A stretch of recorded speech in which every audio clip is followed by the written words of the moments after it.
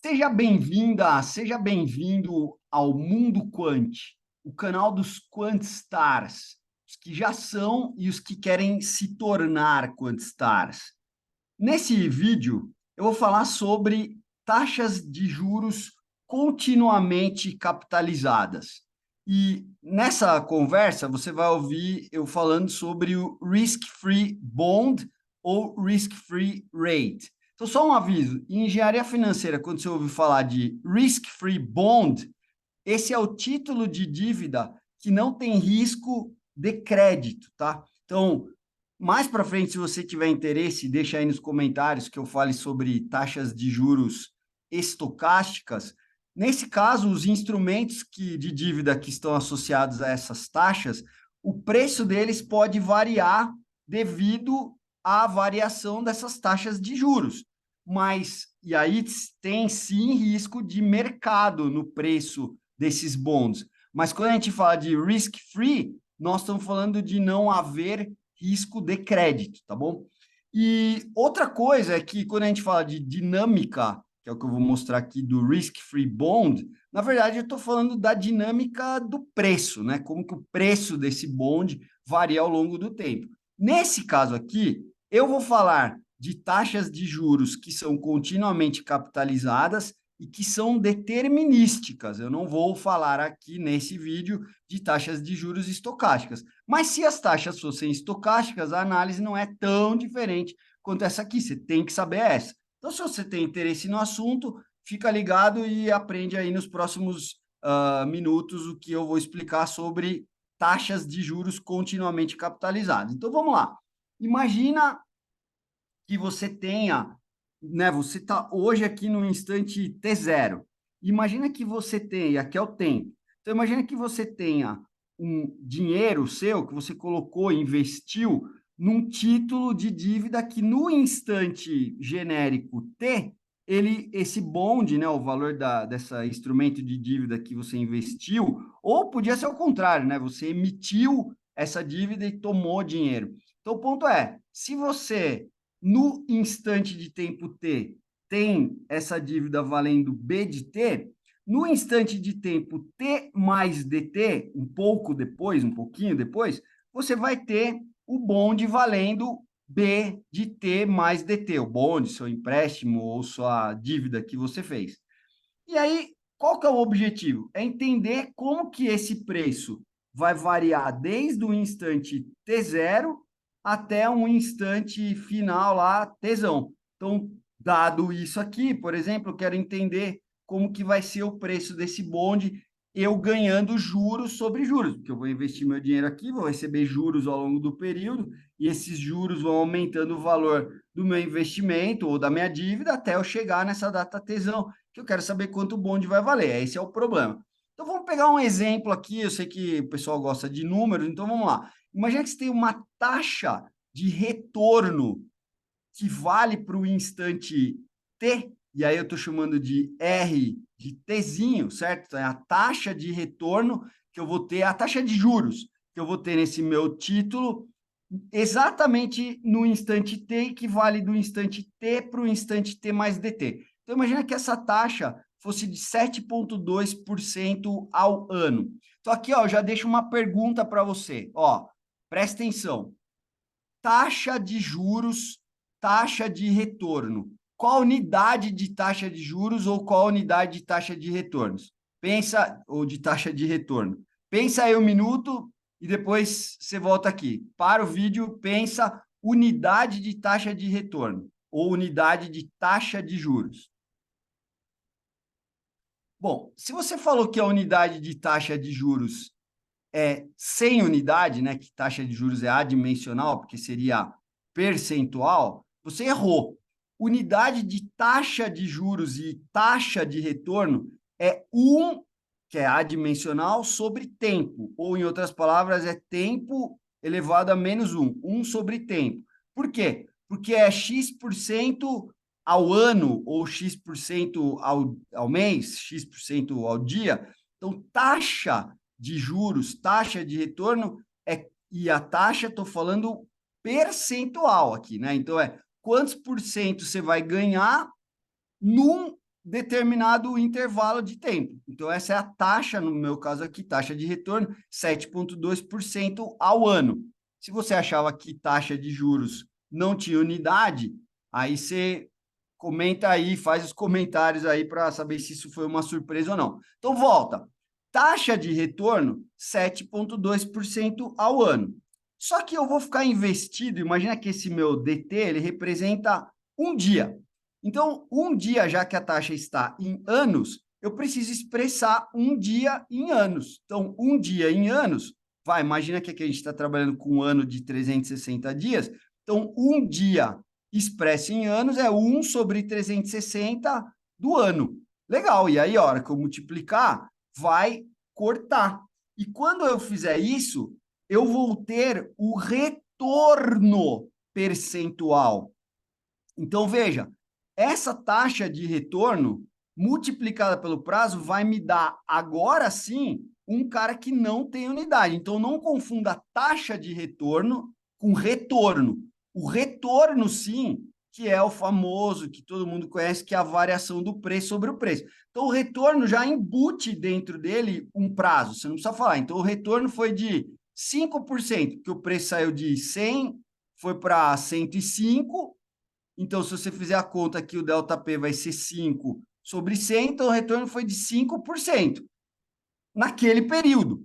Se você está falando quantos por cento você vai ficar ganhando repetidamente ao ano ou ao mês, aí você está falando de uma taxa. Então, tudo que é ao período, ao instante de, né, por uma unidade de tempo, isso é taxa. Em física, em matemática, em finanças, a mesma coisa. Agora, quando eu fixei o período, estou falando para aquele período específico, aí eu vou ter um retorno. E esse retorno, eu ainda estou falando de um retorno percentual entre esse período. Então, no meu exemplo, 7,2% ao ano vezes 1 sobre 360 do ano, isso aqui vai me dar 0,02% em um dia. Esse 0,02% a gente no mercado financeiro costuma chamar de 2 bips. O que é BIP? É o BIP é o base point. Então, 100, guarda aí, ó, 100 basis points é 1%. 100 bips, 100 basis points é 1%. Então, 2 bips, só dividir por 100, 0,02%. 100 bips, 1%, certo? 100 basis points é 1%. Então, eu vou ganhar em um dia 0,02%, são 2 basis points. Esse é o meu retorno percentual. Acontece que eu não estou interessado no meu retorno percentual, eu quero saber a grana. Então, se eu, por exemplo, tinha no instante B de T 10 mil reais, 10 mil dólares valendo o meu título, lembra? Eu estou no instante T0. Então, se lá no instante T a minha dívida está valendo 10 mil para o outro instante eu aplicando um retorno de 2 bips, de 0,02%, quanto dinheiro que eu vou ganhar? Eu vou ganhar, aí sim é o meu retorno financeiro, ó. Cuidado que eu tenho retorno, eu tenho taxa de retorno, eu tenho retorno percentual e eu tenho retorno financeiro. Então, o meu retorno financeiro entre um dia e o outro dia, né, esse período que eu fiquei investido ou que eu tomei o dinheiro, né, que é um dia que eu estou analisando aqui, vai me gerar uma variação no valor do meu título, do meu investimento ou da minha dívida de 2 dólares. Se eu tinha 10 mil numa taxa de 7,2% ao ano, que ficou atuando durante um dia. Aí você vai falar, mas Mayali, essa taxa que você pegou aqui e multiplicou pelo tempo, eu sei que isso a gente faz em taxa linear. Mas você não está falando que a taxa é contínua, por que você tratou essa taxa aqui, multiplicando o tempo, como linear? Ó, presta atenção no que eu vou te explicar. Quando você também já deve conhecer taxa de juros composta. Essa taxa de juros composta que você sabe é uma taxa de juros composta discretamente. Então, você investiu lá 100 reais, aí depois de um mês, vamos dizer, de um ano, vamos dizer que você tem 110. Aí você vai investir a 10% para esse ano de novo, aí você vai ter mais 10%, vai ganhar 11, então com 110 você tinha, vai ficar 121, e assim vai. Percebe que entre os períodos, você ganhou juros sobre juros. o 100 virou 110 e no outro período que virou 121, você ganhou. Por que não é 120, é 121? Você vai ganhar juros agora em cima do 110, você vai ganhar 10% no próximo período em cima do valor que você tem nesse período. Então, entre períodos, a taxa de juros é juros sobre juros, é composto, mas é composto discretamente. E dentro do período? Por exemplo, quando eu investi 100, já passou um tempo, chegou no meio do caminho, eu já deveria ter alguma coisa, o meu dinheiro está rendendo. Só que os juros que eu vou ganhar no outro pedaço, na outra metade, não são em cima do valor que eu já tenho na primeira metade, eles são em cima da primeira parte. Então, mesmo nos juros compostos que você sabe, dentro do período, ele é tratado de maneira linear. Aqui é a mesma coisa, eu vou ter do instante t para o instante t mais dt. Dentro desse instante, eu não vou ter juros sobre juros. Primeiro, porque não vai ter. E segundo, porque nem daria tempo, certo? Eu estou falando do infinitésimo, dt. Aqui eu estou aproximando por um dia, mas quando a gente fala em tempo contínuo, né, que eu quero falar de taxa de juros continuamente capitalizada, então, primeiro que nem daria tempo de ter juros sobre juros num período infinitesimal, mas mesmo que desse, que eu estou te explicando aqui no teu caso já conhecido do capitalização de juros composta, mas de maneira discreta, dentro do período é linear. Então, é isso que eu estou fazendo aqui. Dentro do períodozinho DT, aí, ó, os matemáticos chatos não ficam enchendo o saco.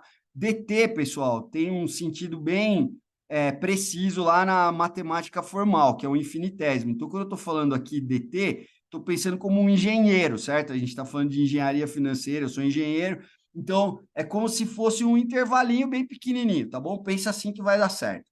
Então, eu tratei dentro daquele DT como se fosse uma taxa linear, por isso que eu fiz assim. E aí eu vou ter que naquele meu DT, ó, dá uma olhada literal, na conta literal, eu tenho o meu R, que é a minha taxa, que valia do instante T para o instante T mais DT, multipliquei pelo DT para encontrar o retorno percentual, então taxa de retorno vezes o tempinho aqui, o intervalinho deu um retorno, aí quando eu multiplico, só que é percentual, quando eu multiplico pelo dinheiro que está investido no início do período, aí eu vou ter agora um retorno financeiro, que é quanto? Quanto vale depois menos o quanto vale antes. E isso a gente costuma chamar de DB de T. O que é DB de T? É o próximo menos o atual. Beleza. Então, percebe que agora tem uma equação diferencial aqui para resolver. Ó, o valor do meu título vai variar como essa equação, ó, B de T, R de T, dt. E o meu trabalho, lembra qual era? Eu queria saber, se eu começasse com B de T0, quanto que vai valer meu título no instante B de Tzão. Ó, só um aviso aqui para você, tá? Esse R de T, uma pergunta no caso. Essa taxa, que tipo de taxa é? Então, existem vários tipos de taxas de juros. Você tem um yield, você tem, né, vou escrever aqui, ó, você tem um yield, você tem um spot rate, você tem um forward rate. Se você não conhece esses assuntos e quer que eu fale sobre eles, anota e bota aí nos comentários que eu faço uma aula e um vídeo falando sobre isso. Mas o R de T, ele é um forward rate.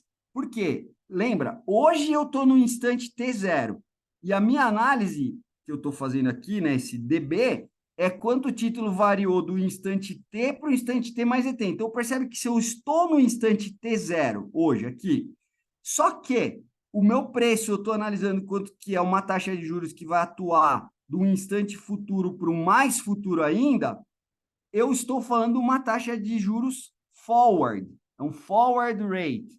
E ela, como vale para um período bem pequenininho, um intervalo bem pequenininho, ela é chamada um forward rate instantâneo, ou uma forward rate instantânea.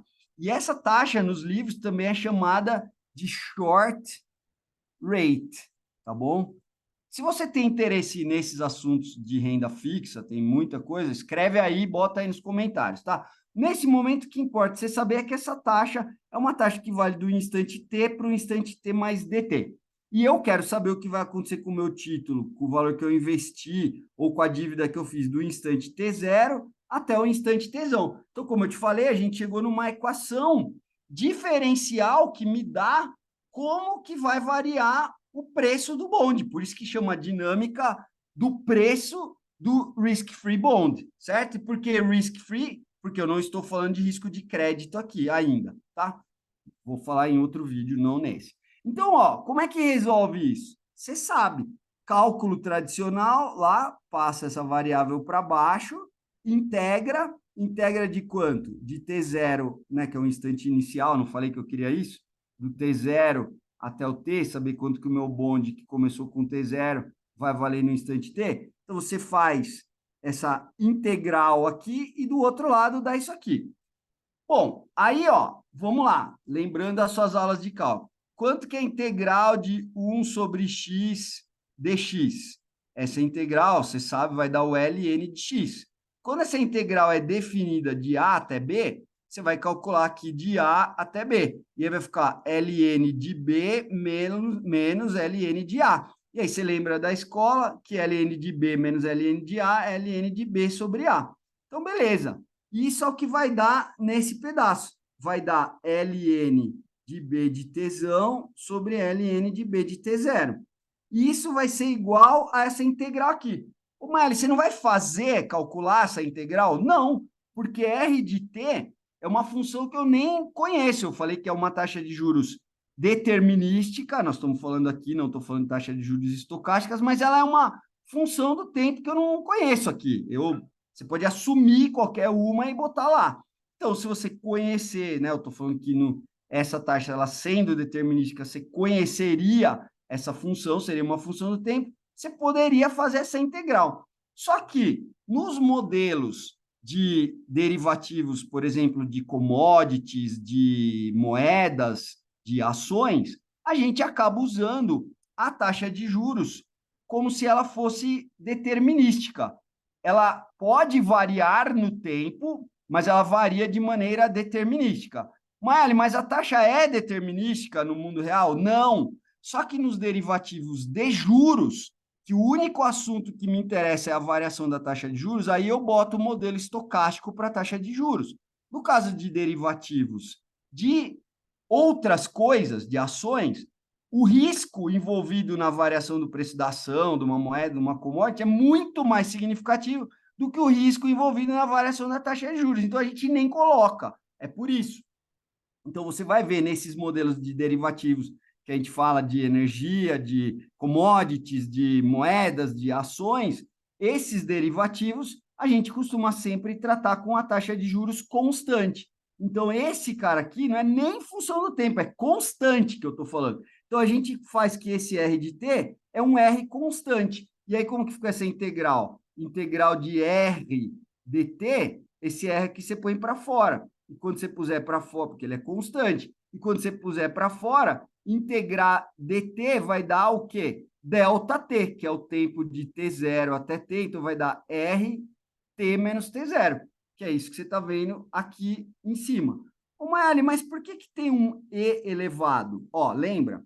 A equação é ln, ó a equação que eu estou resolvendo, ó, é ln de b de Tzão sobre b de T0 é igual a essa conta aqui, ó.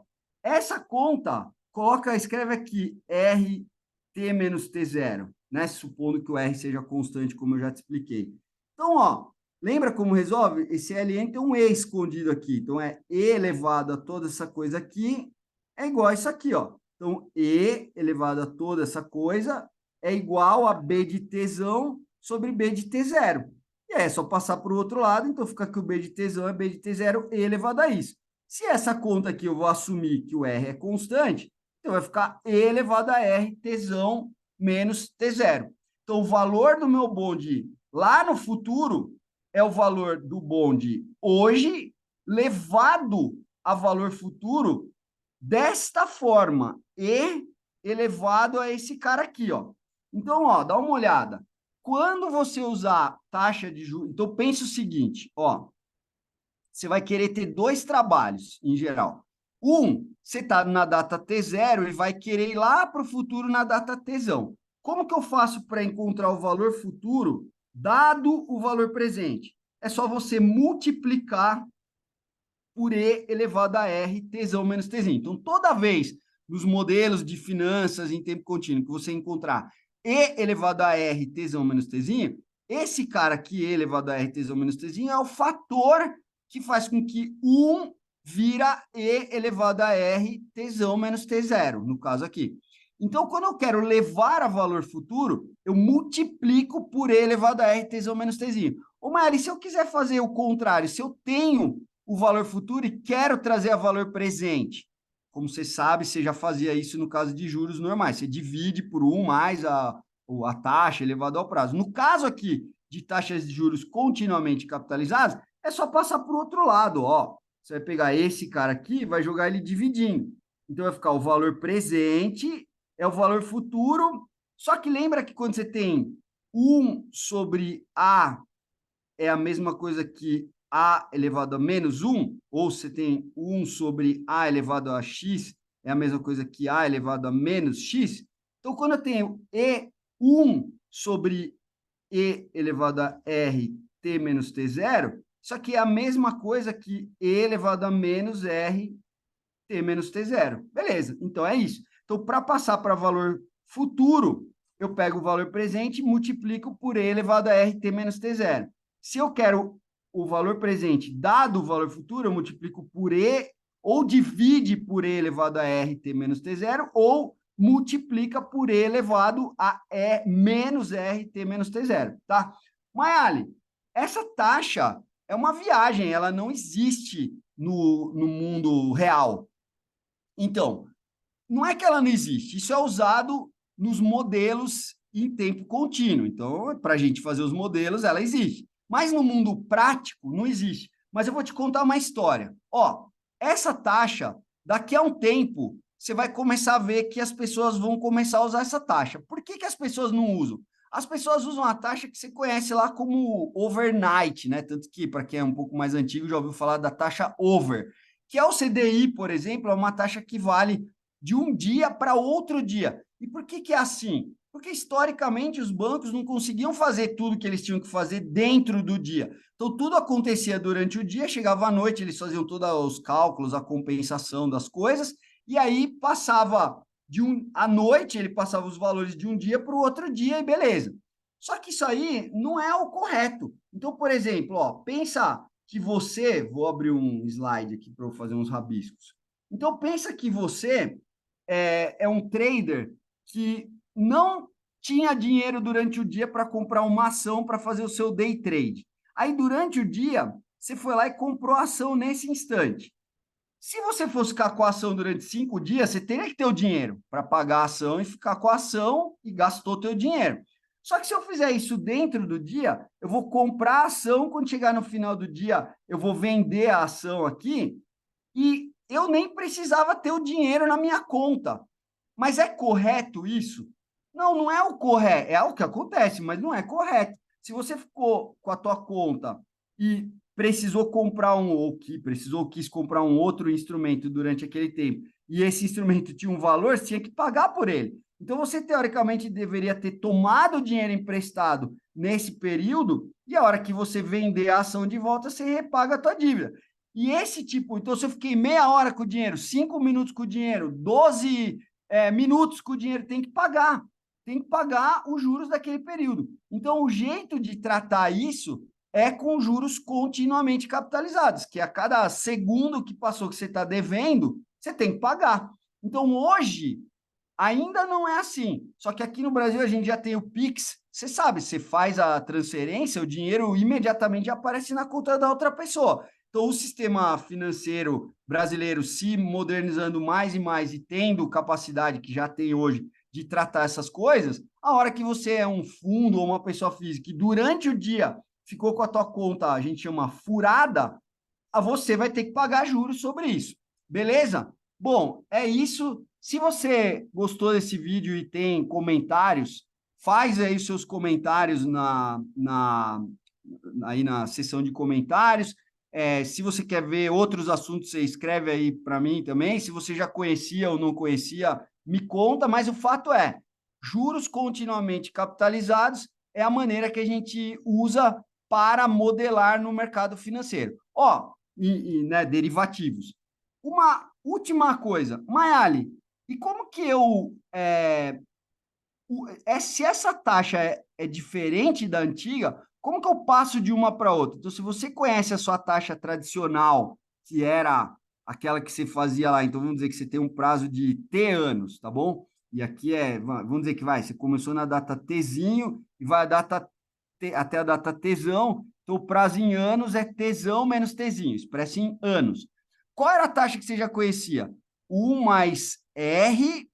Aí como que você fazia? Elevado ao prazo. Não era assim que você fazia? Para achar o fator. Agora, como que você converte isso?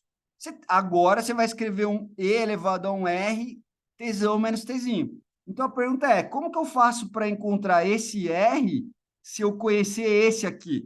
Porque o fator é o mesmo. 1 vai virar 1 e alguma coisa.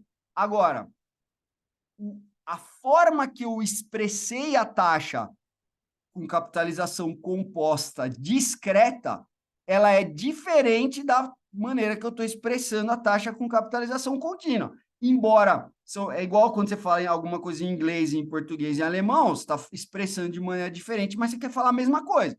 Então, o resultado final do teu investimento tem que dar o mesmo, independente de que tipo de taxa você está usando para expressar isso. Então, se eu quiser expressar a mesma coisa que eu expressava antes, usando taxas contínuas, porque é esse tipo de taxa que a gente usa nos modelos aqui em engenharia financeira, você vai ver isso mais para frente, se você continuar acompanhando o canal e estudando. Então, como que eu encontro esse R? É só tirar o LN, ó. Tira o LN aí dos dois lados aí. Você sabe fazer isso, certo? Então, você tira o LN, vai ficar T menos T, LN de 1 mais R, igual, e tirando o LN do outro lado, some o E, fica R vezes T menos T. Aí, ó, cancela esse cara, e aí para você achar a taxa que você tem que colocar nos modelos de finanças em tempo contínuo, esses que a gente usa aqui, é só você pegar a taxa tradicional que você usa, soma 1 mais R e usa esse cara. Ai, Mayali,